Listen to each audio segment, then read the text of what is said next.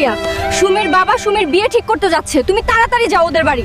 না, আমি বিশ্বাস করি না, এ হতেই পারে না।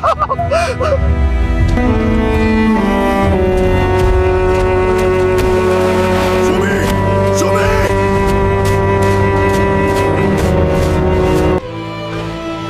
চাচা, আমি আপনার মেয়েকে ভালোবাসি, আপনি সুমির অন্যখানে বিয়ে দিতে পারেন না।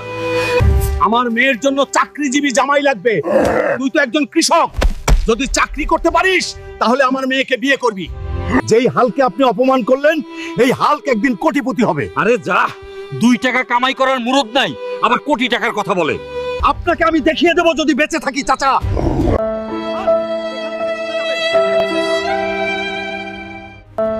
আজকে টাকার অভাব বলে তোমার বাবা আমাকে অপমান করেছে, এই অপমানের প্রতিশোধ একদিন নিবই। আগে চাকরি করো, তারপর বিয়ে করতে এসো।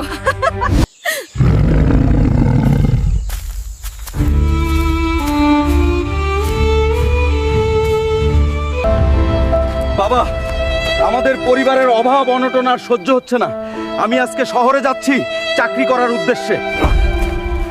হাল্ক, আমরা তো বুড়ো বুড়ি হয়ে গেছি, কাজ করতে আর পারি না আগের মতো।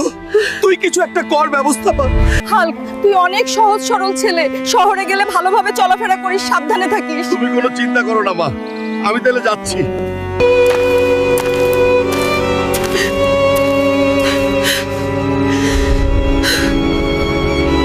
ভাইয়া, আমাকে একটা কাজ দেওয়া যাবে? কাজের জন্যই এসেছি শহরে। সিট খালি নাই, ভাগ এখান থেকে তবে।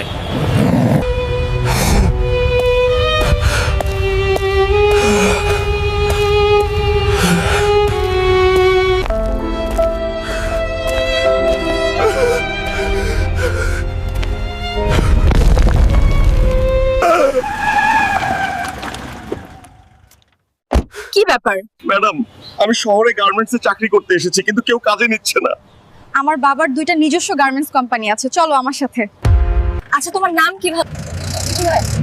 আমার নাম হাল্ক ম্যাডাম, আপনি অনেক ভালো মনের মানুষ। যদি কিছু মনে না করো, আমি তোমাকে একটা কথা জিজ্ঞেস করব। ম্যাডাম, নো প্রবলেম, সমস্যা নেই, আপনি বলে ফেলুন। বলতে আবার পারমিশন লাগে নাকি? না থাক, অন্যদিন বলবো।